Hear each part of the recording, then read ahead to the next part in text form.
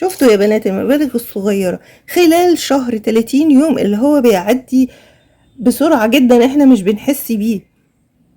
ابدأي بقى معايا من اول الشهر، احنا اول الشهر ابدأي. ولو قلتي 10 جنيه في اليوم اخر الشهر هيبقى معاكي 300 جنيه من ال10 جنيه.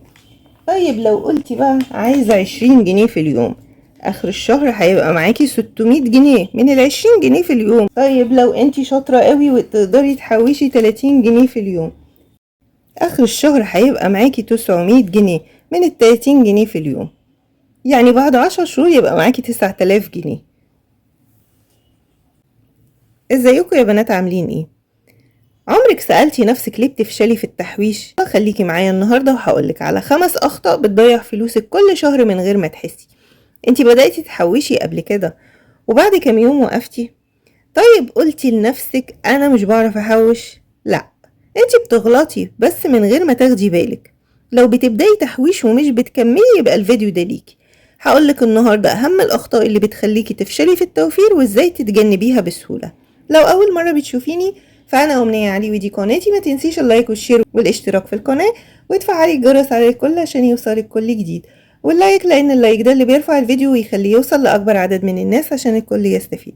قبل ما نبدأ ما ننساش الصلاة على الرسول في التعليقات، اللهم صل وسلم وبارك على سيدنا محمد.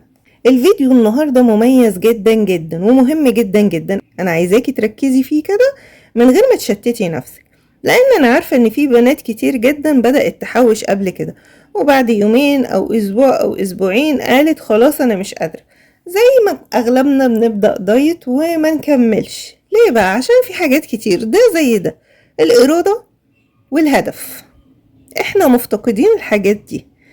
وهتبدأي بقى بالجملة الشهيرة أنا مش بعرف أحوش. لا يا بنات استني هنا، انتي مش فاشلة في التحويش، يعني انتي بس بتعملي شوية أخطاء بسيطة جدا بس بتبوظ كل حاجة. وتعالي بقى أقولك الأخطاء دي واحدة واحدة. أول غلطة معايا إنك بتبدأي كبير، يعني أول ما تتحمسي تقولي أنا هغير حياتي وهبدأ أحوش كل يوم 50 جنيه. ازاي وانتي مثلا ميزانيتك 200 جنيه؟ هتقدري تعيشي بال150 جنيه وانتي مظبطة حياتك وميزانيتك على 200 جنيه؟ صعبة قوي. فخديها واحدة واحدة، ما ينفعش تبدأي برقم كبير.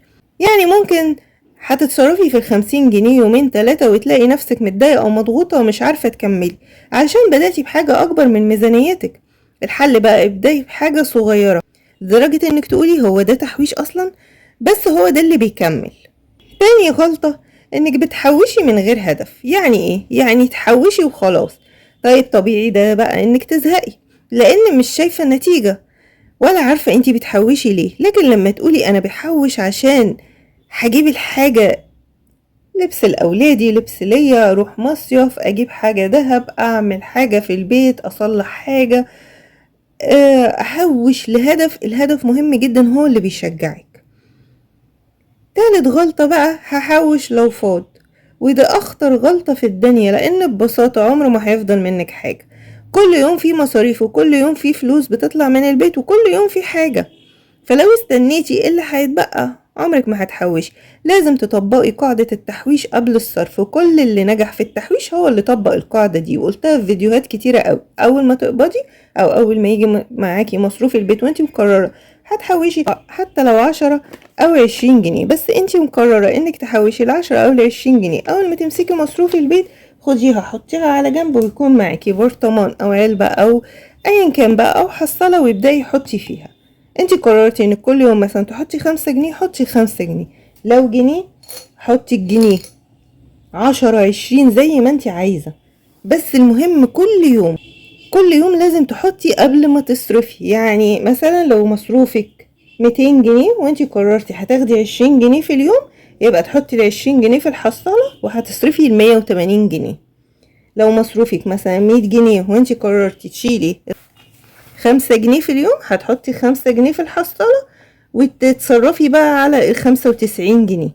بسيطة. لكن لو قلتي هصرف الأول واشتري وانزل اشتري واللي هيتبقى هحطه، انتي شايفة طموح جامد كده انك هتقدري تحوشي اكتر وهتوفري اكتر. بالعكس انتي لما تنزلي بال100 جنيه او بال200 جنيه السوق مش هترجعي بفلوس. فمن الاول كده انزلي مثلا ب190 جنيه او ب180 جنيه لو مصروفك 200 جنيه او ب95 جنيه لو مصروفك 100 جنيه، وهتقدري بقى تتصرفي. رابع غلطة انك بتكسري التحويشة. يعني ايه؟ يعني كل شوية بقى هستلف منها شوية وهرجعهم، ولا بترجعيهم ولا حاجة، وكده التحويش بيضيع وبتبوظي التحويشة. انت اعتبريها جمعية مع افراد. انت لما بتدفعي لهم الفلوس بترجعي تقولي لهم عايزة فلوس؟ لا طبعا، خلاص انت بتديهم الفلوس، فهي دي كأنها جمعية مع افراد. اللي هيدخل فيها مش هيطلع غير في دورك. اعتبري الفلوس دي مش بتاعتك اصلا، دي امانة عندك، ما ينفعش تمدي ايديك عليها. خامس غلطة بقى انك مستعجلة. يعني تحوشي النهاردة وبكرة يبقى معاكي مبلغ كبير، ده طبعا مش منطقي. التحويش محتاج وقت وصبر والتزام، زي بالظبط اي حاجة في حياتك. زي ما قلتلك في اول الفيديو، الدايت، لو بتعملي رجيم محتاجة شوية صبر والتزام وهدف محدد. انا عايزة اوصل للوزن كذا، مثلا عايزة اوصل 70 كيلو او 60 كيلو. اول ما بتقربي لهدفك كمان بتتحمسي اكتر، ومش بتحاولي انك ترجعي او انك تكسري نظام الدايت. يعني تحسي ان هدفك بدأ يتحقق وانك بطلة في نفسك كده، بتتشجعي اكتر وبتقولي خلاص انا هكمل للنهاية. لو انتي بقى بطلتي الاخطاء دي، والله العظيم هتلاقي نفسك بتحوشي من غير ما تحسي. ففكرة الفيديو انك تبدأي برقم صغير على قد ميزانيتك، وثبتي نفسك، ثبتي المبلغ، خلي عندك هدف وما تستعجليش. وجربي كده لمدة شهر واحد بس. انا مش عايزة منك غير شهر واحد بس، وهتدعيلي والله. وما تنسيش بقى تكتبيلي في التعليقات هتبدأي ب5 جنيه ولا ب10 جنيه ولا ب20 جنيه، وايه الهدف اللي انت عايزة تحوشي عشانه. يعني في الشهر ده لو قلتي هحوش 5 جنيه في اليوم، اخر الشهر هيبقى معاكي 150 جنيه من ال5 جنيه. ولو قلتي 10 جنيه في اليوم، اخر الشهر هيبقى معاكي 300 جنيه من ال10 جنيه. طيب لو قلتي بقى عايزة 20 جنيه في اليوم، اخر الشهر هيبقى معاكي 600 جنيه من ال20 جنيه في اليوم. شوفوا يا بنات المبالغ الصغيرة بتعمل مبالغ كبيرة ازاي. طيب لو انتي شاطرة قوي وتقدري تحوشي 30 جنيه في اليوم، اخر الشهر هيبقى معاكي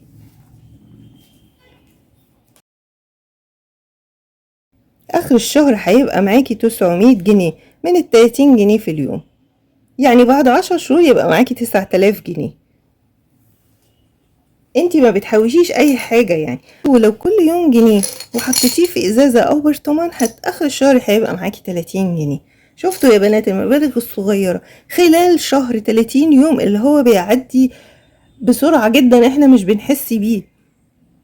ابدأي بقى معايا من اول الشهر. احنا اول الشهر، ابدأي من دلوقتي واكتبي لي في التعليقات هتبدأي تحوشي ب5 جنيه ولا ب10 جنيه ولا 20 ولا 30 ولا جنيه ولا ايه.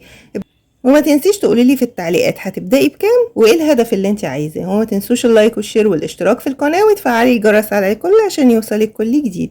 مع السلامة.